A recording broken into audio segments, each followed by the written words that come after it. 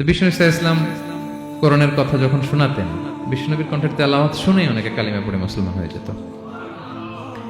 তো আবু জাহেল কোনো দিশা না পেয়ে পরে মক্কার যে পার্লামেন্ট দারুন নদওয়াতে বিল উত্থাপন করলো যে আজকে থেকে মুহাম্মাদের কণ্ঠের তেলাওয়াত কেউ শুনতে পারবে না, কেউ শুনতে পারবে না।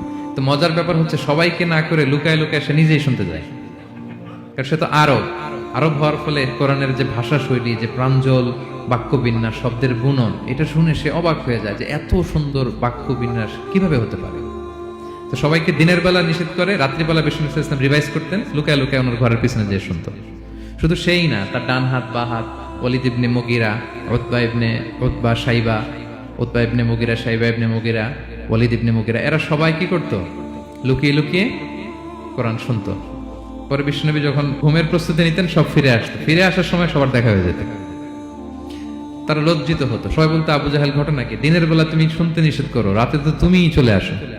তো সে বললো, আজকে কঠিন দারুন নাদওয়ার পার্লামেন্টে বিল পাস করবো, যে এমনটা করবে এই শাস্তি মাথার চুল কামিয়ে মক্কার বাজারে ঘোরানো হবে। এই বিল যেদিন পাস হয়েছে, আবু জাহেল ওই দিন নিশ্চিত ভাবতেছে, আজকে যে বিল পাস করছে কেউ তো যাবে না, আমি একটু যাই।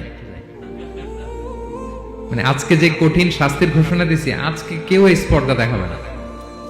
মুহাম্মদ তো তেলাওয়াত শুরু করে দিয়েছে, কি যে মধুর বাণী, যাই একটু শুনে আসি।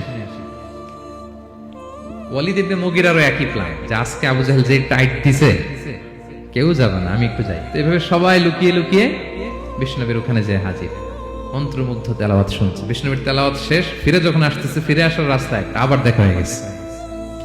তো এভাবে তারা কোরআনকে বাধা দিতে যেয়ে বারবার নিজেরা লজ্জিত হতো।